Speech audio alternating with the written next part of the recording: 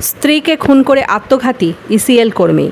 অন্ডালের পলাশবনের বাবুইশোল কলোনির ঘটনা।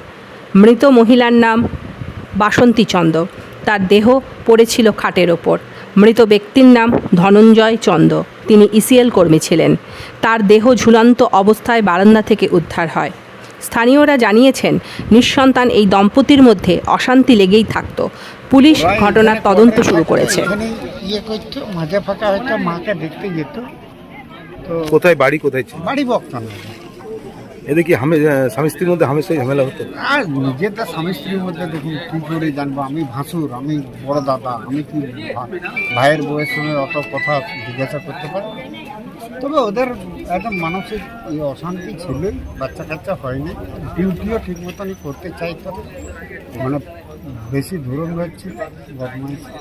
সংসার সবার নিজের নিজের, আমরাও আলাদা থাকি।